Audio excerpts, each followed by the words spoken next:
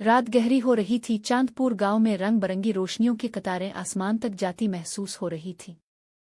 सालाना मेला हमेशा से मशहूर था, मगर इस साल लोगों के चेहरों पर एक अलग चमक थी।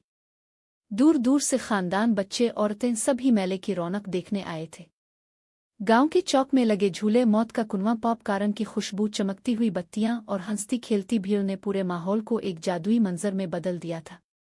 लेकिन इसी जादू के अंदर एक ऐसी तारीकी घुल चुकी थी जिसे कोई नहीं देख पा रहा था। एक खामोश छुपा हुआ खतरा जो अभी किसी पर जाहिर नहीं हुआ था। इसी मेले में एक नई रैली थी जिसे आज तक किसी ने कभी नहीं देखा था। लकड़ी की पुरानी रैली पर हल्की सी सब्ज रोशनी जगमगाती थी, जैसे किसी ने इसके नीचे मिट्टी के दिए रख दिए हों। ऊपर बड़ा सा साइन था, चटपटी पानी पूरी, खास मसाले के साथ। रैली वाला एक अजीब शख्स था। लंबा दुबला, काले रंग की पुतली दाढ़ी, चेहरे पर पुरस्रार मुस्कुराहट, जैसे वो सबके दिल का हाल जानता हो। इसकी आंखें मामूली नहीं लगती थीं, सियाही में डूबी हुई, मगर अंदर कहीं सुर्ख शोलों की झलक जैसे छपी हो। वो आवाज लगाता, बीबी, एक बार मेरी पानी पूरी चख लो, मजा ही कुछ और है, होश उड़ जाएंगे। और ये बात सच साबित होती थी। पानी पूरी वाकई लोगों के होश उड़ा देती थी, मगर इस तरह नहीं जैसा लोग सोचते थे। गांव की पहली औरत, जिसका नाम जरीना था, अपने बच्चों के साथ मेले आई थी। इसने पानी पूरी देखी तो इश्तियाक से रुक गई। चुल्लू भाई, मेला आया है, कुछ नया भी तो ट्राई करे, वो हंसते हुए बोली। पानी पूरी वाला खुशी से इसके सामने गोल गप्पे भरने लगा। जैसे ही जरीना ने पहला पानी पूरी खाया, इसे लगा जैसे जिसमें एक अजीब सी लुकनत सी आने लगी है। दूसरा गोल गपुआ मुंह तक आते आते इसके हाथ कांपने लगे। तीसरे तक पहुंचते पहुंचते इसकी आंखें ऊपर को चली गईं और वो जमीन पर बेहोश गिर पड़ी। लोग चीख कर उसके पास आए, लेकिन पानी पूरी वाला बिल्कुल पुरसुकून था।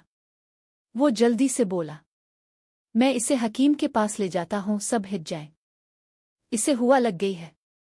बेवकूफ हुजूम ने इसे वाकई जाने दिया, और जरीना, जो अभी कुछ मिनट पहले हंसते खेलती मेले में घूम रही थी, हमेशा के लिए गुम हो गई। अगले दिन मेले में अजीब अफवाहें गूंज रही थीं। जरीना कहाँ गई? रात को घर क्यों नहीं लौटी? क्या किसी ने इसे जाते देखा था? मगर फिर जैसे ही शाम हुई, मेला दोबारा अपनी रौनकों के साथ जगमगा उठा, और सब कुछ भूलकर लोग दोबारा हंसी खुशी उसके पीछे चल पड़े। वही पानी पूरी वाला आज भी वहीं खड़ा था, फिर वही मुस्कुराहट, फिर वही आवाज, बीबी, मेरी पानी पूरी, बस एक चख लो। इस रात दो औरतें, सफिया और महविश, इसके पास बैठी। दोनों ने पानी पूरी खाई और बिल्कुल जरीना की तरह चंद लम्हों बाद जमीन पर गिर गईं। पानी पूरी वाला उन दोनों को भी मदद के बहाने ले गया। इसके जाने के बाद एक लम्हे को हुआ में अजीब सा बोझ महसूस हुआ, जैसे फिजा खुद चीख रही हो कि कोई बड़ा खतरा है।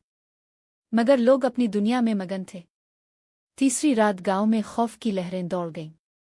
3 औरतें लापता। तीनों मेले में थीं। तीनों आखिरी बार पानी पूरी वाले की रैली के पास देखी गईं। अब बात शक से आगे बढ़ चुकी थी। मर्दों ने अपनी बीवियों को ढूंढा, दरवाजे खटखटाए, जंगल में गए, मगर सब बेसुध।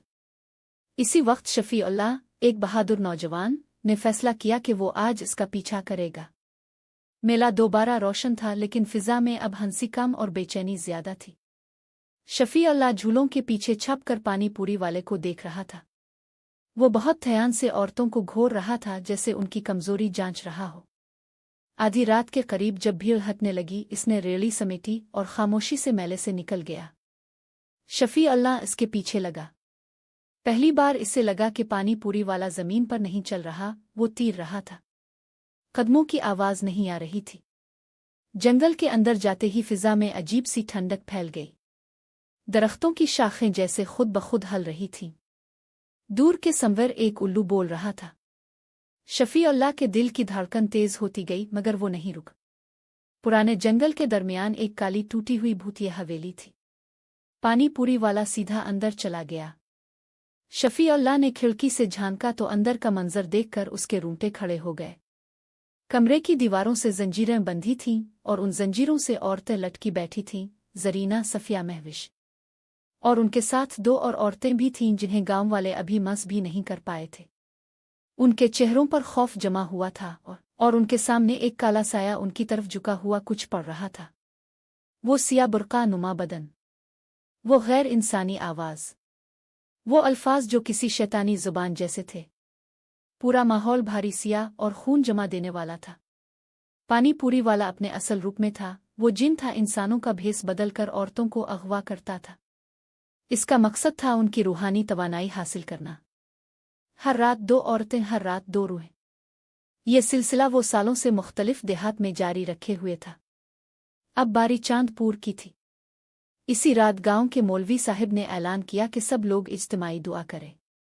लोगों ने मस्जिद के बाहर बैठकर रोते रोते अपनी बीवियों की वापसी मांगी। आसमान पर बादल छा गए, हुआ तेज होने लगी, और जैसे ही दुआ बुलंद हुई, हवेली में खड़ा जिन दर्द से चीख उठा, रुको, ये दुआ मुझे जला रही है। इसकी चीख हवेली की दीवारों को हिलाने लगी। औरतों के हाथों की जंजीरें आहिस्ता आहिस्ता कमजोर होने लगे।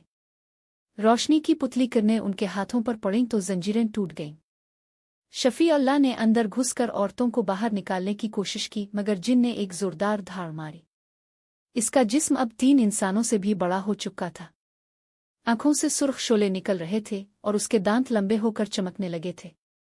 वो झपटा, मगर अचानक बाहर से इज्तिमाई दुआ की आवाज़ और बुलंद हुई।